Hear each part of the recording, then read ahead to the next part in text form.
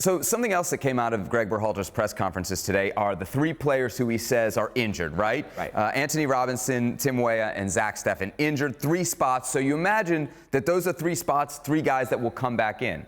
We got a 26-player list, so we're going to have to make some cuts, Herc. Yeah. Why don't we dive in on some of the position battles that we think are most critical here then? Because if you think about a guy like Tim Weah, okay, he's a wide attacking player. So one of the guys who's a wide attacking player in this call-up is probably not going to Qatar. We've narrowed it down. Jordan Morris, Paul Arriola. For you, who is more on the bubble between those two? Yeah, you have to assume Weah for many is a lock to start. So most to prove in this one, it's got to be Jordan Morris. Jordan Morris, and it's almost unfair, he's only been healthy for 6 months. He's coming off a second consecutive ACL tear. But the play for moments that has been there. The flashes for moments have been there. It's been a rough one for the Seattle Sounders. It's been a rough one for Jordan Morris getting back to his full health. But it's Paul Arriola and what he's doing. Paul Arriola is having a career year at FC Dallas.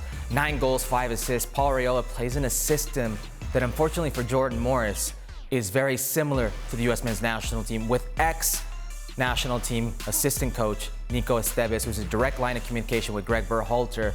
Jordan Morris really has to prove what we all saw at his best to really make this trip. Yeah, I think Paul Arriola is a lock at this point. I know Think so? Yeah, there was a long time where I kind of wasn't convinced, and then it was not just what we always kind of lean on, which is, well, Greg Berhalter keeps calling him up. I think Arriola's actual performances, both with the national team, but especially with FC Dallas this year, to me, it's like it's a guy that you can't leave off the team. This year, he had a run of goals where it was 7 in 7 games for an outside midfielder, a player that's not known for being a goal scorer. He's having a career year. Okay, another player that was left off this list injured is Anthony Robinson, who I think we all assume is kind of your lockdown starting left back.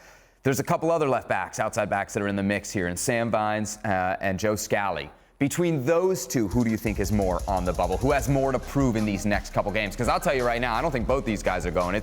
It's one of the two, or maybe none of these two. Yeah, let me just say that losing Anthony Robinson for any U.S. men's national team fan should freak you out. Right. It's such an important player to the U.S. men's national team, and read into that what you will. But it's Joe Scally. Now, not because I think Sam Vines is a better left back, but because I think in Greg Berhalter's mind, Joe Scally isn't a player. Joe Scally isn't a national team player just yet. He's a 19-year-old starting fullback that can play on the right-hand side and the left-hand side in the Bundesliga. And for some reason, he has not been valued He's been as called such.